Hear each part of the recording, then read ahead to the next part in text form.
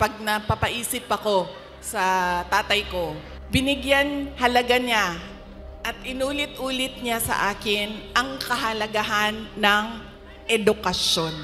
Hindi niya ako tinigilan. Alam nyo, si PRD, hindi siya tulad ng tatay ninyo na malambing, mapagmahal. Hindi ganyan ang tatay ko. Ang tatay ko galing siya sa generation na laging galit. Diba? Sino yung may mga magulang na yung generation na laging galit?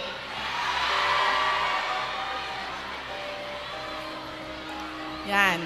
Galing dyan ang generation. Galing dyan ang tatay ko sa generation na yan. So, lagi siyang galit. So, sa akin,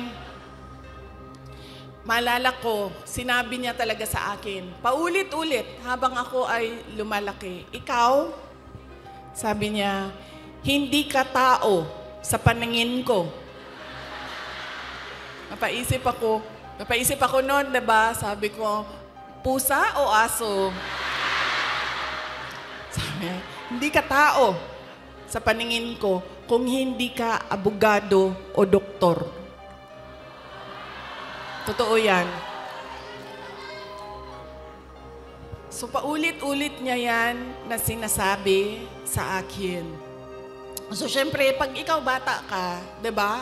Papasok yan paulit-ulit dyan sa iyo. So, ako din, habang ako ay nag-aaral, nung ako ay lumalaki, nag-aaral ka, elementary, high school, napasok na sa isip ko. At 4 years old hindi ko alam, baka sa tiyan pa lang sinasabihan na ako ng tatay ko, ikaw, hindi ka tao. O hindi ka... Kasi 4 years old pa lang, sa yearbook ko ng kindergarten, nakalagay doon, I want to be a pediatrician. Imagine nyo, hindi doktor Alam ko kung ano ang specialty ko. Sabi ko, I want to be a pediatrician. Andyan pa yan hanggang ngayon, ang yearbook na yan. Kaya, nung ako ay paulit-ulit yun, alam ko na magiging doktor ako. Alam ko na magiging doktor ako. Nung panahon na kailangan mag-apply ng entrance exam sa college, di ba? Kailangan natin mag-apply sa mga colleges and universities. Hindi nila alam, ng mga magulang ko, nag-apply ako sa University of the Philippines. Nung nag-apply ako sa University of the Philippines, syempre nilagay ko din naman yung science courses. Pero nilagyan ko din siya ng political science.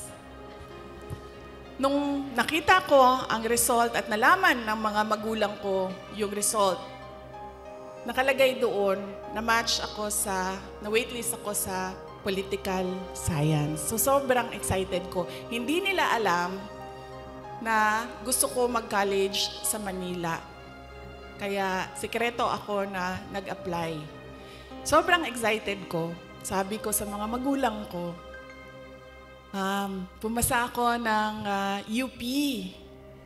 Pero political science kasi yung kurso. So sabi ko, gusto ko sana pumasok ng UP Diliman yun UP Diliman. Tapos political science yung kurso. Sabi ng nag-wild. Naggalit si PRD. Sabi niya, di ba, sabi mo, simula nung bata ka pa, gusto mo maging doktor? Pre-med ba ang political science? Tapos sabi niya, hindi ka pwede pumasok ng University of the Philippines. Kahit saan man yan. Sabi niya, dahil kilala ko ang ugali mo. Anak kita. Alam ko kung anong ugali mo. Sabi niya, marirecruit ka lang ng makabayan. Aakyat ka. Totoo ito, sinabi niya. Aakyat ka ng bundok. magiging NPA ka. Ikaw ang magiging head ng New People's Army at ikaw ang makakalaban ko pagdating ng panahon. Kaya hindi ka pwede pumasok ng University of the Philippines. So sabi niya, pumili ka. Kahit anong paaralan dito sa Davao, pumili ka dyan. So sabi ko sa mama ko, Ma. So sabi ng mama ko, sige na lang, kasi sinabi mo man doktor, so mag-pre-med ka na lang. Okay.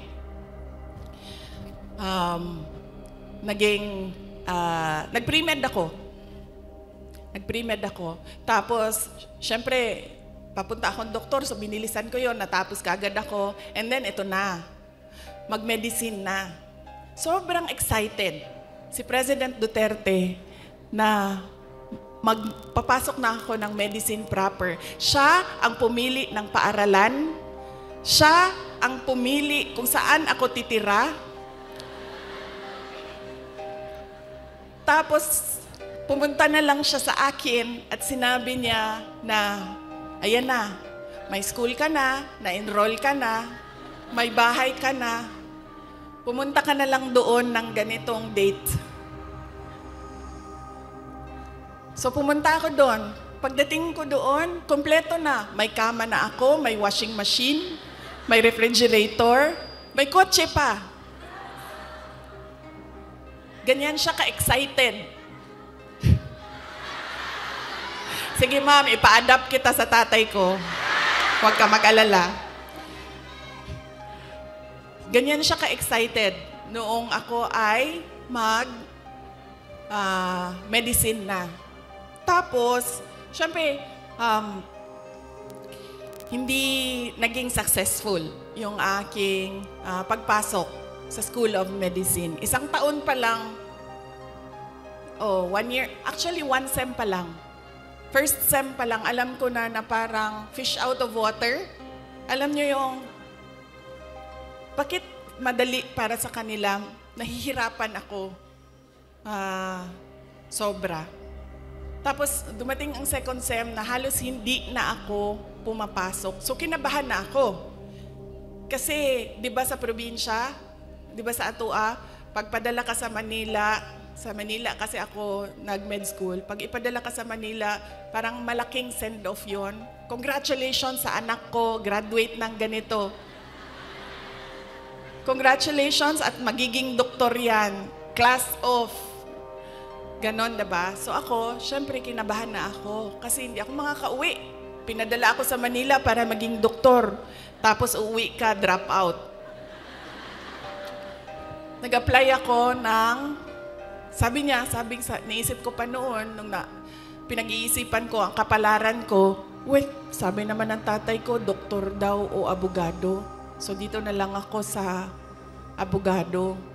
So lumipat ako, nag-apply ako sa San Beda College kasi at the time na nagdesisyon ako, San Beda College na lang yung bukas sa mga exams, entrance exams. So hindi ko pa sinabi kaagad sa mga magulang ko na nasa San Beda na ako.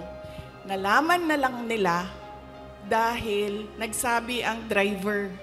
Sabi niya, hindi na yan siya pumupunta ng Cavite. Lagi kaming nandyan sa Menjola.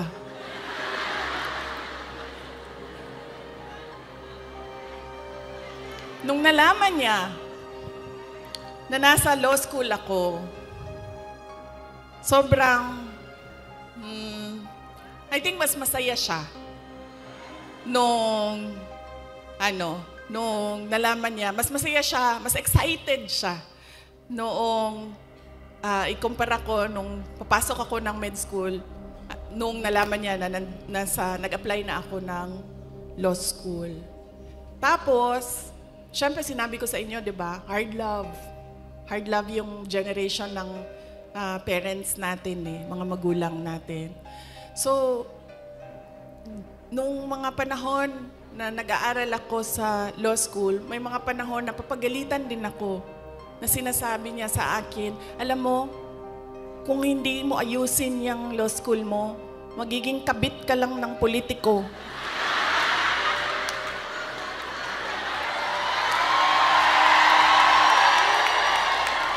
Ganyan. Ganyan siya kung, di ba pangit pakinggan sa atin?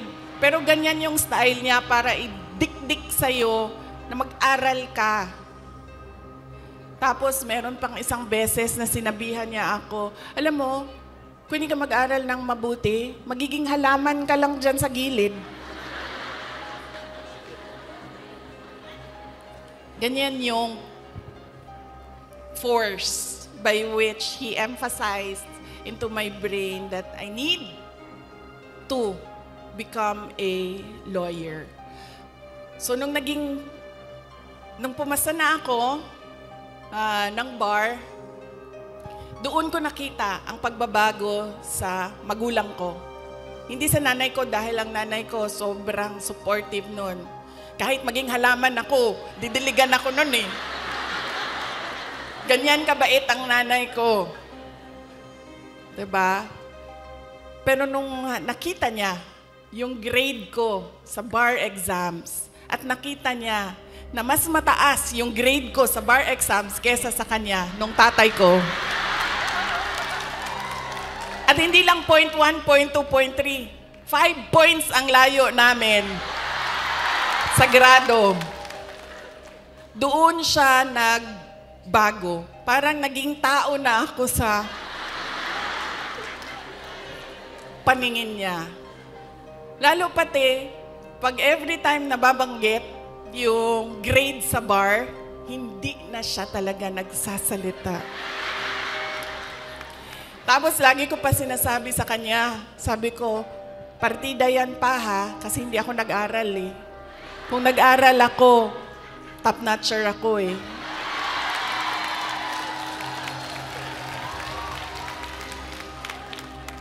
So ngayon, doon, nakita ko na iba na siya kung hindi na parang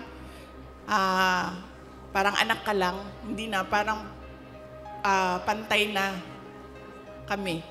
Tao na ako. Buong tao na ako sa paningin niya. Ganyan yung emphasis niya sa education. Kaya ganyan din, hanggang ngayon, ganyan din. Alam niyo ba, sa mga apo, kabahan ka pag nagtanong na si PRD kasi didiretso yan. Oh, anong grade na ito? Anong eskwelahan? Oh, ito anong grade na? Anong eskwelahan ito? O ito, anong grade na? Anong eskwelahan? Ganyan. Si PRD kamusta ng apo. Hindi siya, uy, masaya ka ba?